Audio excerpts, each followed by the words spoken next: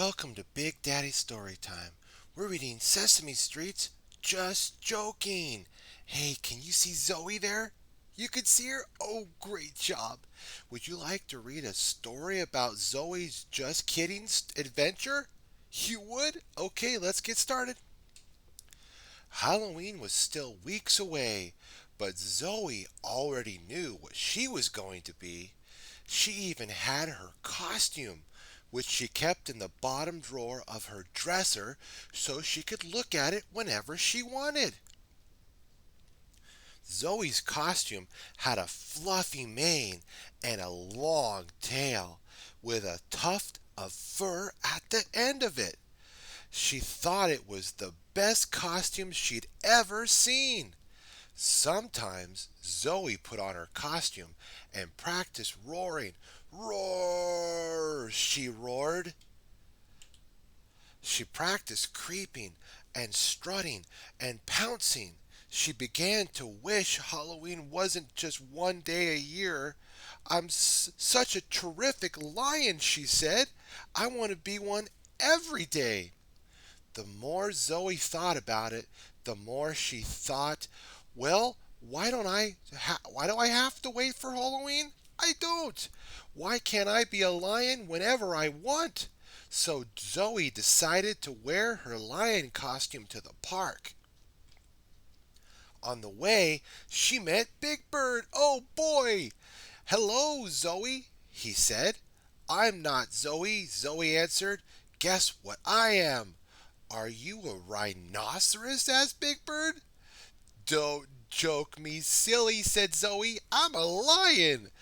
Well, said Big Bird, if you see Zoe, please tell her I have something to ask her.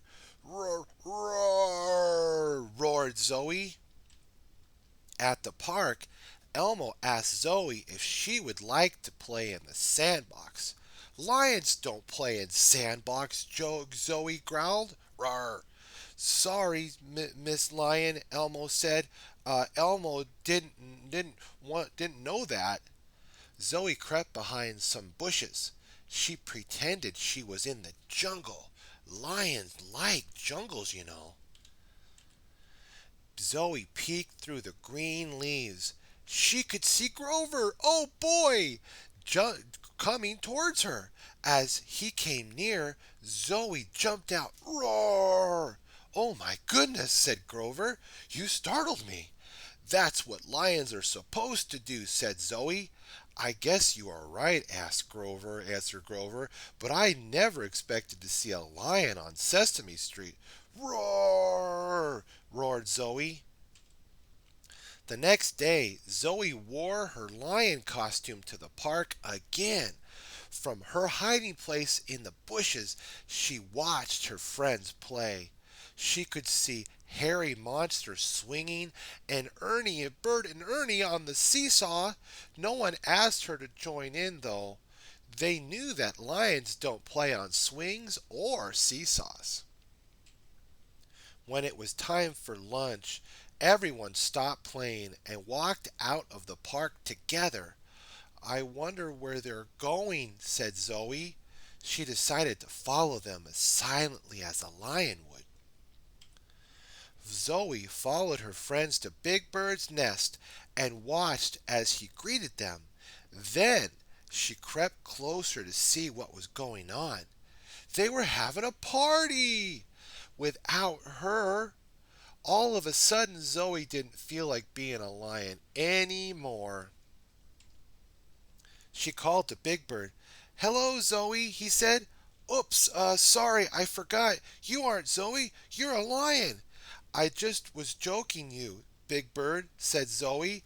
I'm really Zoe. Look, I'm Zoe in a lion costume.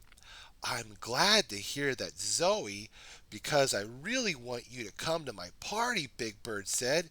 I tried to invite you yesterday. I'm sorry I joked you, said Zoe. That's okay, Big Bird told her. You're here now. Come on in. The first thing Zoe did was to tell Elmo. I'm sorry I growled at you yesterday, she said. I was just joking about being a lion. Let's play in the sandbox tomorrow.